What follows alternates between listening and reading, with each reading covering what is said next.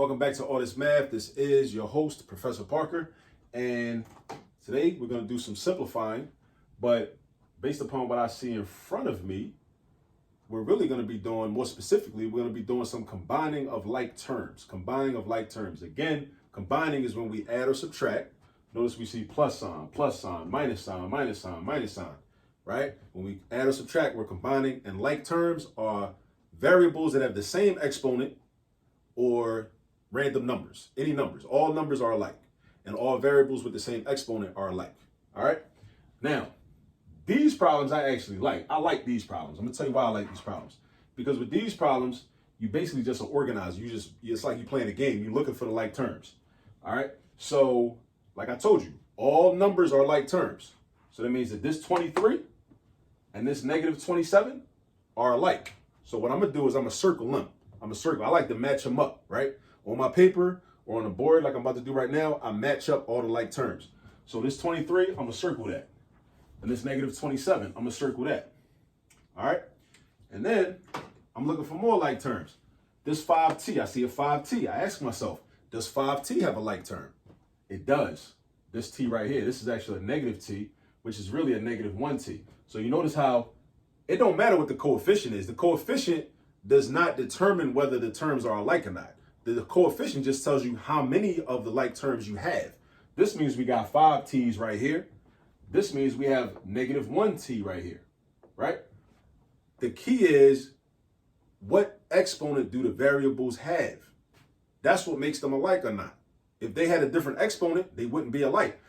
Check this out. If this was 5t squared and this is negative t, these would not be like terms. But because they got the same exponent, this invisible one here and this invisible one here, they're like terms.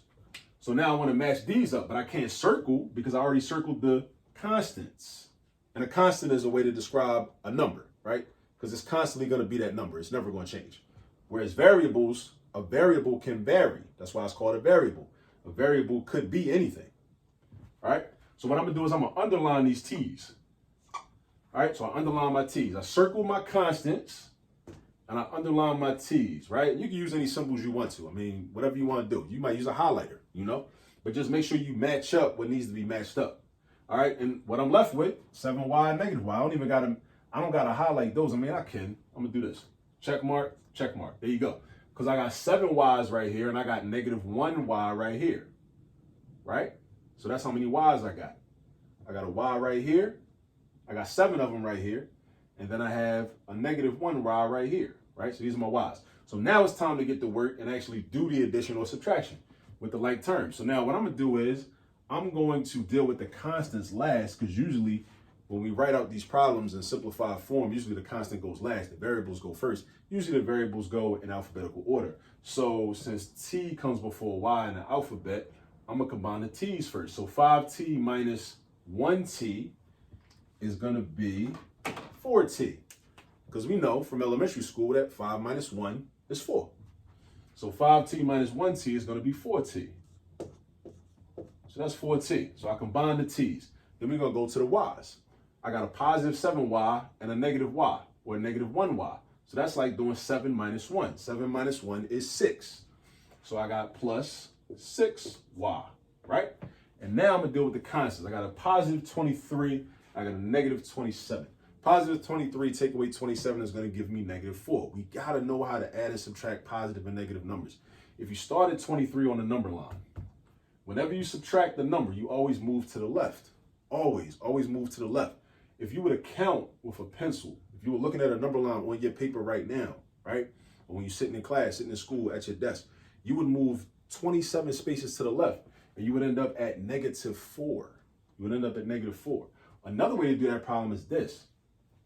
Since this is positive and this is considered negative, you could flip the numbers around and you could do 27 take away 23.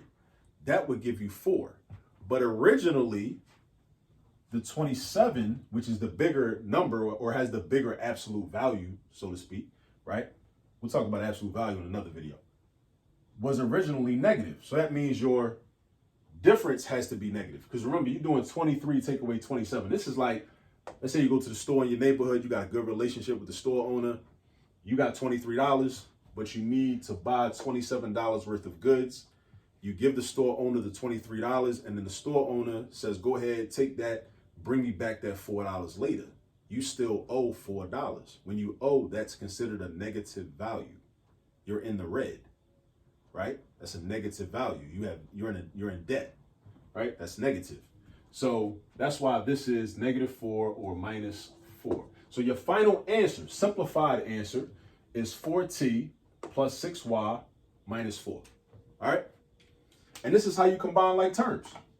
This is how we combine like terms. We identify what the like terms are, label them, right? I mean, you don't have to label them, but I don't know why you wouldn't, because labeling them just makes life so much easier. Like once I realized about labeling way back in the day, this just made combining like terms and simplifying algebraic expressions so much easier, right? So label them, and then you actually do the addition or subtraction, and then, then you end up with a simplified expression. Now, how do I know that I can't go further? See, because some people, they don't really understand like terms. What they'll do is they'll try to keep going. They'll add the 4 and the 6 and have like 10ty. Nah, you can't do that. That's crazy. That's crazy. You can't do that. These are not like terms. I told you, variables that are the same are like terms. T is not the same thing as Y. Those are different letters. They are totally different letters. They are not like terms. When we combine like terms, we are adding or subtracting. Now you can multiply or divide whatever you want, basically, but you can't add or subtract whatever you want.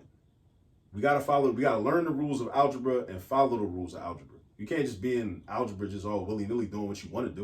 You can't do what you want to do, right? You got a little bit of leeway, a little bit of freedom, but you can't just do anything you want to do. Learn the rules so you can follow the rules, all right? 4t and 6y are not like terms. But if you don't understand the concept of like terms and what they mean, you might think, well, I don't know what to do, so let me just guess and just add 4 and 6 and get 10, and then do 10ty. Nah, they're not like terms. Just leave it.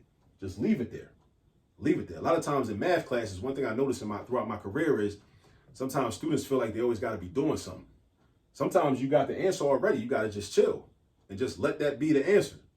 You don't got to do no more, right? So this is 4t plus 6y minus 4. That's the final answer. All right. Now, I showed you how to do this, but again, as I always say, you're not really going to learn it until you get some practice, right? You got to practice and do a bunch of problems. So you go ahead, get some practice, and I'll catch up to you in the next video. Peace.